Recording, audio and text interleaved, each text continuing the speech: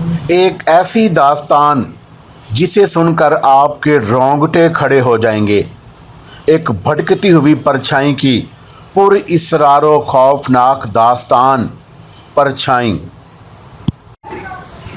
अस्सलामु अलैकुम दोस्तों, पेशे खिदमत है आज की हॉरर स्टोरी परछाई एपिसोड नंबर 14। माहौल यकायक कशीदा सा होने लगा। दरअसल खुद हाजी साहब को भी एक सच्ची बात पर इंस्पेक्टर आली जा का मीर नवाज को झिड़कना बुरा लगा था।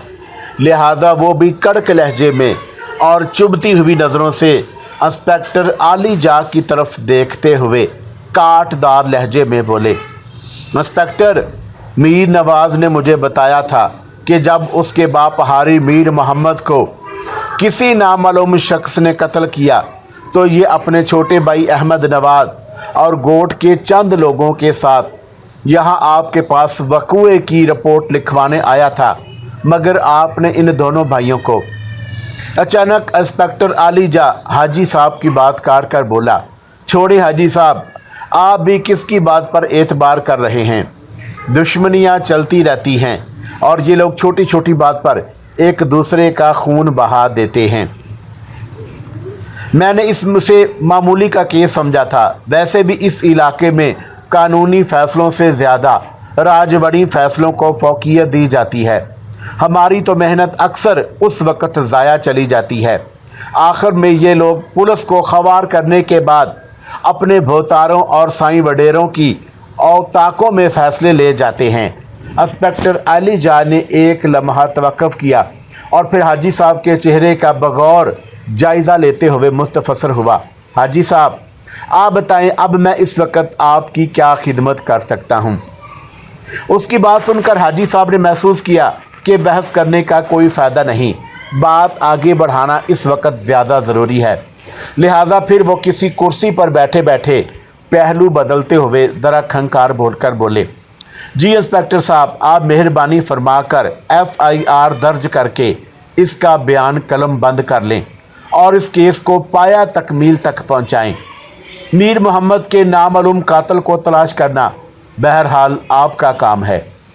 इंस्पेक्टर के चेहरे पर ज़रा तज़बज़ब और उलझन अमेज़ परेशानी के आसार उभरे, मगर फिर दूसरे ही लम्हे उसकी आंखों में एक ख़ास चमक किस्म की चमक ऊद कर आई और वह फ़ौरन हामी भरते हुए बोला, ठीक है फिर हाजी साहब, मैं ज़ाब्ते की कार्रवाई निपटाए देता हूँ। और फिर वह हाजी साहब के करीब बैठे हुए मीर नवाज की तरफ घूरने के अंदाज में देखते हुए बोला, हाँ छोकरा, तो पहले ये बता कि तेरी को किसी पर शक है? अच्छी तरह सोच समझ कर बताना। वडेरे सलार खान ने मेरे बाप को मरवाया है, मीर नवाज ने सपाट लहजे में कहा और इंस्पेक्टर आली का जा का दिमाग भग से उड़ गया। एक लम्हे को वो ऐसी फटी फटी नज़रों से मीर नवाज को तकने लगा जैसे वो किसी और ही दुनिया की मखलूक हो। उसे तो अपने कानों पर यकीन नहीं आया कि एक आम हारी का बेटा, जिसकी ज़ुबान पर इससे पहले किसी गुमनाम कातिल का जिक्र था, अब यूं वाशगाफ अंदाज में वडेरे का नाम ले देगा। क्या बकवास कर रहा है छोड़ा?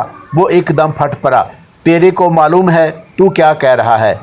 हाओ इंस्पेक्टर साईं, हाओ, मैं अच्छी तरह जानता हूँ मैं क्या कह रहा हूँ। मीर नवाज ने इंस्पेक्टर आली जा के तंदो तेज लहजे से मरऊब हुए बगैर कहा, मेरा प्यो गोड के गरीब हारियों का चंगा मर्द था। वो उनके हकूक़ के लिए वडेरे सलार खान से लड़ता रहता था। वडेरे को मेरे प्यो की यही बात बुरी लगती थी, क्योंकि ये बात मुझे ही नहीं गोड के सारे हारियों को भी पता है कि वडेरा और उसका मुंशी जुमा खान उनका हक मारा करते थे और बाबा साईं उनके हक के लिए आवाज़ उठाया करते थे। अरे बाबा, तो इतनी सी बात पर भला वडेरे को क्या ज़रूरत पड़ी थी कि वो अपना सर खून लेता, और वो भी हारियों के लीडर का? इंस्पेक्टर आली जा इस बार दानिस्ता लहजे में दुरुस्तगी को दबाते हुए बोला। उसे मीर नवाज की बातों से किसी खतरनाक मामले की बू आ रही थी। वो जान गया था कि ये मामला इतना आसान नहीं रहा अब यारी मीर मोहम्मद के कत्ल का। और ये इतनी सी बात नहीं है इंस्पेक्टर साहब। इस बार हाजी साहब ने अपनी नज़रें इंस्पेक्टर आलीजा के चेहरे पर मरकूज रखते हुए पुरजोर लहजे में कहा, जायज़ हकूक़ की आवाज़ उठाने वाले हर लीडर का वजूद एस्टेब्लिशमेंट की आंखों में कांटे की तरह खटकता है। वडेरे सलार खान ने भी यकीनन ये अंदाज़ा लगा लिया था कि हारी मीर मोहम्मद की आवाज़ हक उठाने से दूसरे हारी भी उसकी राह पर चल निकले थे। इसलिए उसने ये ज़रूरी समझा हो कि मामला ख़राब करने वाले को ही रास्ते से हटा दिया जाए। हाजी साहब बिलाशुबा ज़िम्मेदार सही मगर बहरहाल एक सियासी सूझबूझ रखने वाले पढ़े लिखे इंसान भी थे। अगरचे बात सियासी हवाला देने से इंस्पेक्टर आलीजा भी उनकी बात की तह तक पहुंच चुका था और अंदर ही अंदर वो खुद को चक्की के दो भारी पाटों के बीच पिसता हुआ महसूस कर रहा था। मगर दानिस्ता तजाहल आरफाना से काम लेते हुए ज़बरदस्ती चेहरे पर मुस्कुराहट सजा कर बोला, अरे हाजी साहब, आप तो ऐसे कह रहे हैं जैसे आपने खुद अपनी आंखों से वडेरे सलार खान को हारी मीर मोहम्मद का कत्ल करते देखा है। आपकी बात कुछ ऐसी गलत भी नहीं। हाजी साहब ने पुरइसरार मुस्कुराहट के साथ इंस्पेक्टर आलीजा की तरफ देख कर कहा तो उसका चेहरा हौंकों की तरह नज़र आने लगा। वो हाजी साहब की बात पर बुरी तरह ठटका था और फिर बेइख्तियार उससे मुंह से बेरबत अल्फाज निकले थे कि क्या मतलब हाजी साहब? जी, मैंने तो खैर अपनी आंखों से हारी मीर मोहम्मद को कत्ल होते हुए नहीं देखा, मगर एक आंख ऐसी है जिसने हारी मीर मोहम्मद के गुमनाम कातिल को देखकर पहचान लिया कि वो किसका आदमी है। हाजी साहब ने पुरइसरार सी मुस्कुराहट के साथ बताया तो इंस्पेक्टर आलीजा को सर्दी के मौसम में भी अपनी पेशानी अर्क आलूद होती महसूस होने लगी। बेइख्तियार उसके मुंह से निकला कि कौन है वो शख्स जिसने हाँ नहीं इंस्पेक्टर साहब, अभी वक्त नहीं आया कि मीर मोहम्मद के कत्ल के इस अहम गवाह का नाम बताकर उस बेचारे की जान को ख़तरे में डाल दिया जाए। हाजी साहब ने ड्रामाई अंदाज में कहा और मज़ीद इजाफा किया, देखना तो ये है कि आप इस केस में हमारी कितनी मदद करते हैं। उसकी बात सुनकर इंस्पेक्टर आलीजा बेइख्तियार अपनी पेशानी मसलने लगा। रात अपने निसफ पहर में दाखिल हो चुकी थी। चार तरफ हू का आलम था। फिजा में ऐसी दबीज कोहर आलूद तैरगी तारी थी कि चंद फुट के फासले के बाद तो कुछ नज़र ही नहीं आ रहा था। ये कब्रिस्तान का मंजर था। दो साए जिन्होंने लंबे स्याह चुगे पहन रखे थे कब्रिस्तान के गेट से अंदर दाखिल हो रहे थे। उन दोनों पुरइसरार सायों में एक दरमियानी कद का था और दूसरा खासी घुटी हुई जिसामत का शख्स जिसका सर बालों से आरी था। ये दोनों साईं कोड़ियल और जगन सामरी थे जो एक ख़ास अमल के लिए यहाँ आए थे। जगन सामरी की बगल में एक बगची दबी हुई थी। वो दोनों टूटी हुई और नीम शिकस्ता कब्रों से के दरमियान चलते हुए बिल आखिर एक लई के गुंजान दरख्त के थान वाले पर रली बिछाकर बैठ गए। वो दोनों खामोश थे और चेहरों पर इस वक्त बड़ी गंभीर और इसरार भरी तमतमाहट तारी थी।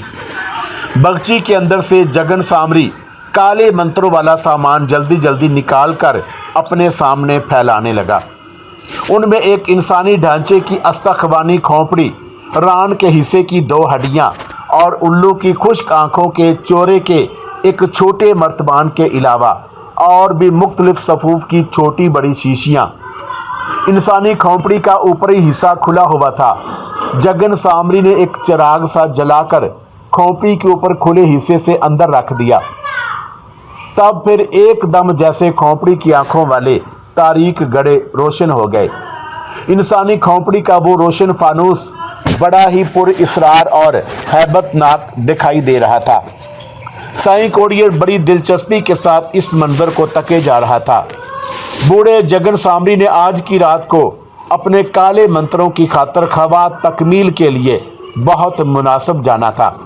इसलिए ये दोनों अपने एक अहम मकसद के लिए इधर मौजूद थे। वो दोनों लई के जिस टेंड मिंड के थे पेड़ के थान वाले में बैठे थे। यहाँ से तकरीबन 15-20 कदमों के फासले पर सोमरी की कब्र थी जिसके सराहाने रोशनी का अजीब सा हाला रक्सा था। जगन सामरी आंखें मूंदे स्याह लबों तले कुछ बदबदा रहा था और वक्फे वक्फे से करीब रखे मर्तबान के अंदर से उल्लू की खुश्क आंखों के चोरे की चुटकी भरकर फानूस की तरह रोशन खोपड़ी के अंदर छिड़क देता, जिससे अंदर मौजूद चिराग की रोशन लो यकदम भड़क कर दोबारा मामूल पर आ जाती। जगन सामरी के करीब बैठा कोड़ियल शाह भी अपने किसी जाप में मगन था। तब फिर जैसे अचानक उसने खुशी से आंखें खोलकर जगन सामरी से कहा, गुरु वो आ रही है, खामोश रहो और मंत्र जारी रखो। जगन सामरी ने गंभीर आवाज में उसे झिड़का और साईं कोड़ियल ने एक बार फिर अपनी आंखें मूंद ली। फिर ठीक उसी वक्त जगन सामरी उसे दोबारा मुखातब होकर बोला, कोड़ियल अब होशियारी से बैठना, बहुत सख्त मरहला आने को है। मेरे बताए हुए मंत्रों को दोहराते रहो। एक बहुत बड़ा भूचाल इस कब्रिस्तान में आने वाला है। यूँ समझो कि पूरा कब्रिस्तान जाग पड़ेगा। होशियार बाश कोड़ियल, होशियार बाश। जगन सामरी की आवाज़ लम्हा बे लम्हा मर्तिश होती जा रही थी। यहाँ ये दोनों अपने इस मंत्र में मसरूफ थे। उधर ज़रा दूर कोहर आलूद ठठरती हुई तारीकी में डूबी हुई आबादी के एक घर में रल्ली बिछी चारपाई पर दराज गहरी नींद में डूबी हुई सुखा ने लेटे लेटे यूं अचानक आंखें खोल दी, जैसे वो कभी सोई ही नहीं थी। और फिर वो तनवीमी अंदाज में चारपाई से उठी और आलमे ख्वाब में दरवाजे की तरफ बढ़ी। उसकी हरकतों सकनात से मशीनी अंदाज मतरशे था, जैसे किसी ने उसे हिप्नोटाइज कर दिया हो। उसे अपने गिरदो पेश की ज़रा बराबर परवाह न थी। दरवाजे की कुंडी खोलकर वो बाहर तारीक गली में आ गई और एक जानब को चल दी। फिज़ा में ठंड का असर गालिब था और सर्द हवा के झोंके भी रगों में दौड़ते खून को बर्फाब बनाए दे रहे थे। माहौल में अजीब सी धुंध घुली हुई थी। आसमान पर चांद गायब था, अलबत्ता तारों की मदम जगमगाहट कोहर आलूद माहौल में तिलस्माती सी मलजगी रोशनी बखेर रही थी। गली में आते ही सुखा एक तरफ को अपना रुख मोड़कर तेज तेज कदमों के साथ चलने लगी। गली से निकलकर वो अंधेरे में गर्क खेतों के सिलसिलों के दरमियान सी बनी सांप की तरह बल खाती पिगडंडी पर आ गई। उसके चलने की रफ्तार बिल्कुल यकसा थी, यानी किसी भी मौका पर कम ज़्यादा नहीं हुई थी। अगले ही लम्हे एक तंग मोड़ काटते ही न जाने किधर से खेतों में दुबके कुत्तों का एक भूला भटका आवारा गौल गुर्राता हुआ उसके सामने आ गया। मगर सुखा अपनी ही धुन में आगे ही बढ़ी चली जा रही थी। उसने जैसे देखा ही नहीं था कि कुत्तों ने उसका रास्ता रोकने की कोशिश की थी। उधर कुत्तों ने जब बदस्तूर सुखा को अपनी ही तरफ बढ़ते हुए देखा तो यकदम उनकी आंखों में खौन खवारी उतर आई और भौंक भौंक कर उन्होंने आसमान सर पर उठा लिया। और अचानक फिर वो सब यकदम अपनी तरफ आगे ही आगे बढ़ती हुई सुखा को घूरते घूरते पीछे हटने लगे। उनके खौनख्वार अंदाज़ो अतवार से ऐसा लगता था कि जैसे अब वो किसी भी लम्हे सुखा पर झपट पड़ेंगे। मगर सुखा तो बिला खौफो खतर कदम बढ़ाए चले जा रही थी।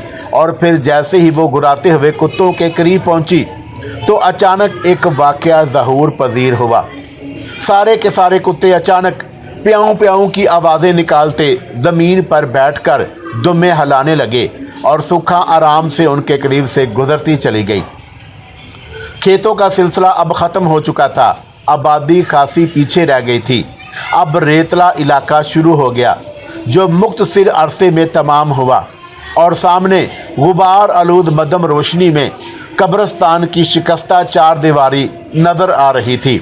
सुखा चलती हुई उसके टूटे हुए गेट से अंदर कब्रिस्तान में दाखिल हो गई। पूरे कब्रिस्तान पर हैबत तारी थी। कोहर आलूद मलजगी रोशनी में जा बजा शिकस्ता और नीम शिकस्ता कब्रें डरौनी नज़र आ रही थी। मगर सुखा का चेहरा किसी भी किस्म के तासुरात से यकसर आरी था।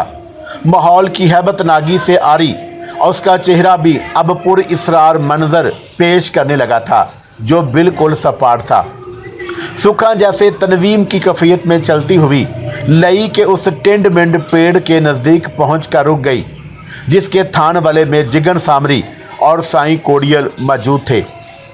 किसी जिंदा लाश की तरह सुखा को अपने सामने चुपचाप खड़ा देखकर उन दोनों के होंठों पर मकरूह मुस्कुराहट दौड़ गई। ठीक उसी वक्त यहाँ से ज़रा फासले पर सोमरी की कब्र के सराहने एस्तादा एक दरख्त पर बैठे उल्लू ने ज़ोर से चीख मारी। रात के इसरार भरे सन्नाटे में उल्लू की करीख चीख खंजर की तरह सकूते शब के सीने में पियुसत होती चली गई। चीख मारकर उल्लू ने अपने पर बड़े ज़ोर से फड़फड़ाए। अगले ही लम्हे सोमरी की कब्र के सराहने एक परछाई सी नमूदार होने लगी और फिर वो परछाई एक नीलगो माइल सफ़ेद हयोले की सूरत इख्तियार कर गई। ये सोमरी की रूह थी जो कफन पोश थी, चेहरा सपाट था, आंखों में कहरो गज़ब की चिंगारियां फूट रही थी और उसने आगे कदम बढ़ाए। होशियार बाश, खबरदार, परछाई नमूदार हो चुकी है, वो आ रही है कोड़ियल। अचानक बूढ़े साहब जगन सामरी ने खड़खड़ाते लहजे में साथ बैठे साईं कोड़ियल से कहा। तो जाने क्यों साईं कोड़ियल का दिल एक लम्हे को जोर से धड़का। सर्दी के मौसम के बावजूद उसे अपनी स्याह रो पेशानी अरक आलूद महसूस होने लगी, क्योंकि वह सोमरी की ताकत से वाकिफ था।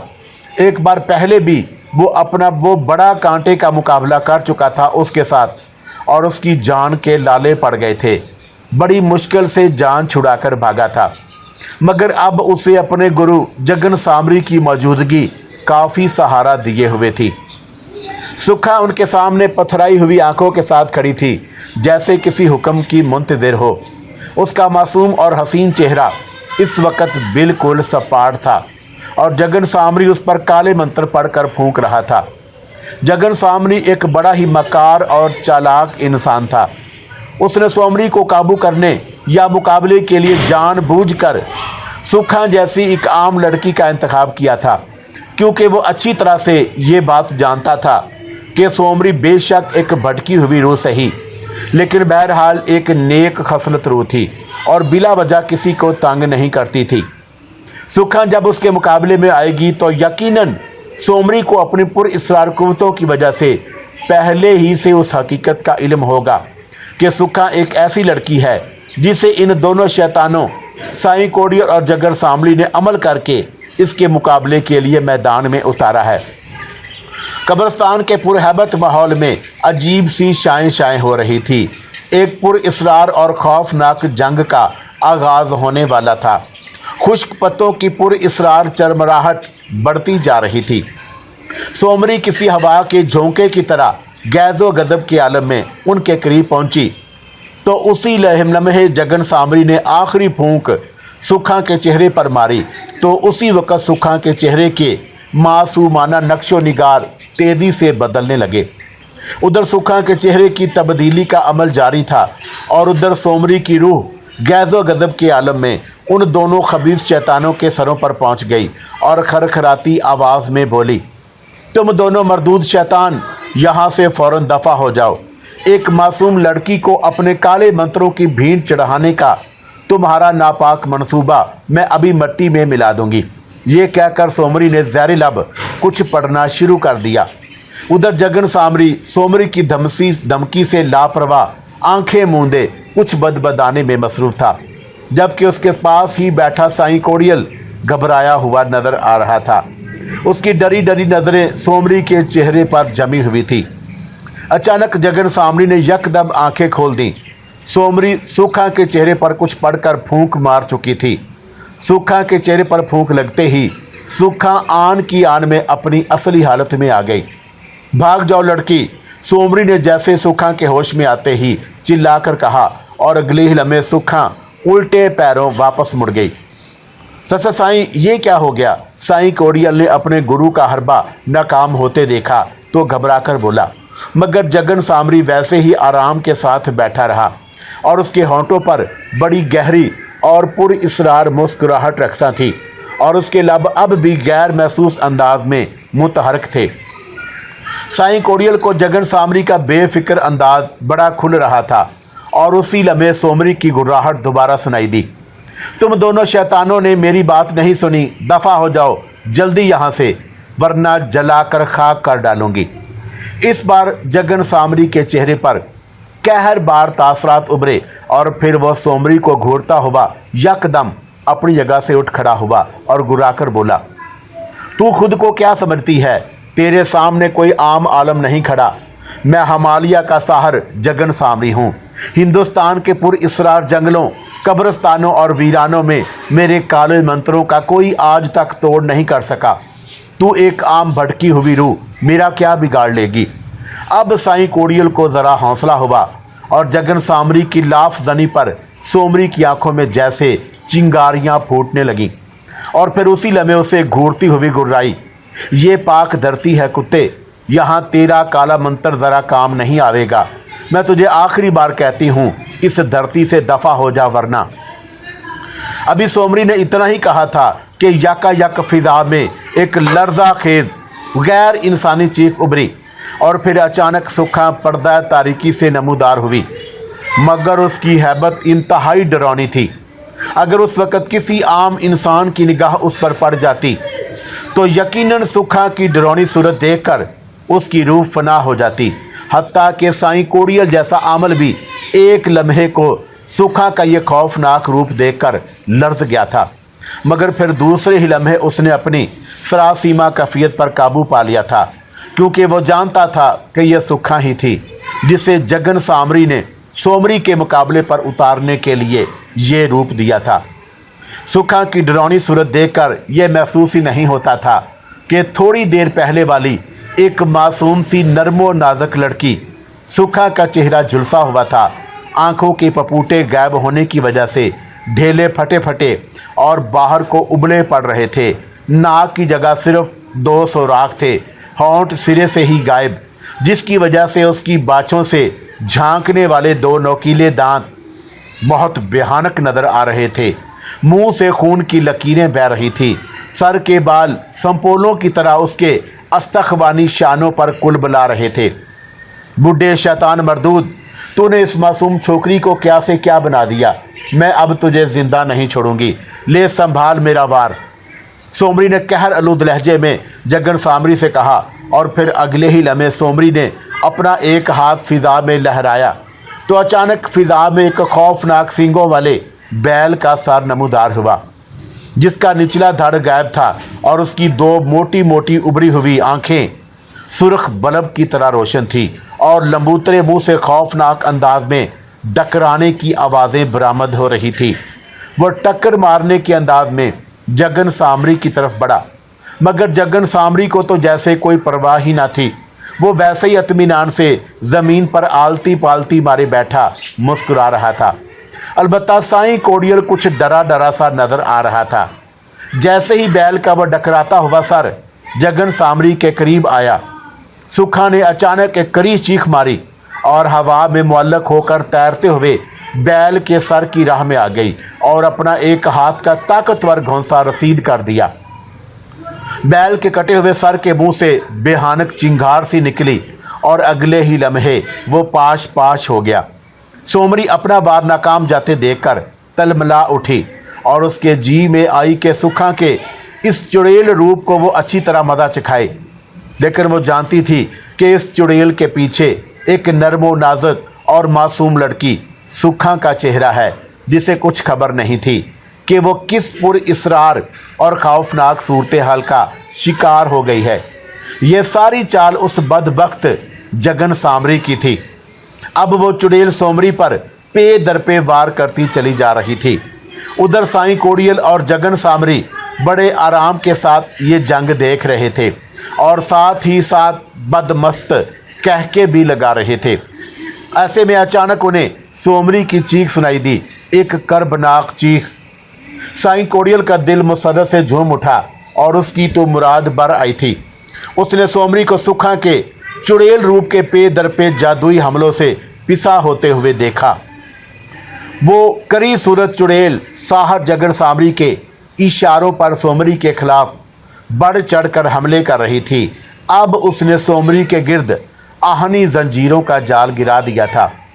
वो जंजीरें गैर मरी थीं, जिनकी सिर्फ खौफनाक झंकार ही सुनाई दे रही थी। सोमरी अब ज़मीन पर गिरी तड़प रही थी और फिर यकदम बेजान हो गई। साईं कोड़ियल को एक लम्हे को अपनी आंखों पर यकीन ही नहीं आया कि सोमरी जैसी पुरइसरार कुव्वतों की मालिक रूह यूं आसानी से ढेर हो सकती है। उसने बेइख्तियार खुश होकर अपने साथ बैठे बूढ़े जगन सामरी को गले लगाकर उसका माथा चूम लिया। वाह महाराज वाह, आपने आज कमाल कर दिया, वाकई आप सत्य विद्या हो, पूरा इल्म जानते हो, बड़ा पाला मार लिया आज तो आपने। ये कहकर साईं कोड़ियल एकदम बेहोश सोमरी की तरफ लपकने लगा।